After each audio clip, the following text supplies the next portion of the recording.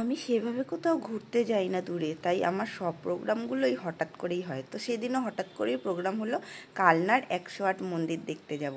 তাই বাঁশবেড়িয়া থেকে ট্রেন ধরে একদম নেমে গেলাম কালনা স্টেশন। ওখান থেকে টোটো ধরে সোজা পৌঁছে গেলাম কালনা 108 মন্দির। সঙ্গে আমার বোনের ফ্যামিলিও ছিল। আর মন্দিরটা এত বড় জায়গা নিয়ে আর এতটা এলাকা জুড়ে ঘুরতে ঘুরতে তো আমাদের সন্ধ্যা হয়ে গেল। একটা দরজা খুলে দেখি হরেক রকমের ওখানে গোপাল সাজানো।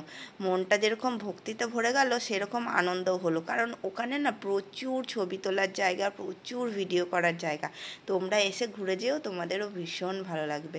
108টা মন্দির মানে বুঝতে পারছো যে কতগুলো মন্দির। তো একটা দরজা খুলবে দেখবে আর একটা মন্দির চলে আসছে, আর একটা দরজায় ঢুকবে দেখবে আর একটা মন্দিরের ঘর চলে আসছে।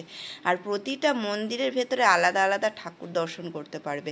রাধাকৃষ্ণর আলাদা রকমের মূর্তি আর শিব ঠাকুরের রকমারি ওখানে মূর্তি। ঘুরতে ঘুরতে আমাদের প্রায় সন্ধে হয়ে গেল। সন্ধে হয়ে যাওয়ার পর আমরা পুরো মন্দির পরিক্রমা করলাম। পরিক্রমা করে তারপরে সন্ধ্যাবেলায় দেখি সবাই শিবের মন্দিরে মোম জ্বালাচ্ছে। আমরাও একের পর এক শিবের প্রতিটা ঘরে গিয়ে গিয়ে মোম জ্বালালাম আর পরিক্রমা করলাম।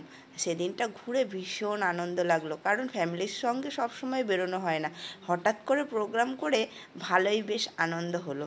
তো ঘুরতে ঘুরতে আমাদের অনেক রাত হয়ে গেল। তারপরে বেরিয়ে সোজা চলে গেলাম কালনা স্টেশন। তারপর স্টেশনে বসে কিছু খাওয়া দাওয়া করে সোজা ট্রেন ধরে চলে গেলাম আমাদের বাড়ি, বাঁশবেড়িয়া স্টেশন। তো তোমরা তাড়াতাড়ি গিয়ে চ্যানেলটা সাবস্ক্রাইব করে দাও।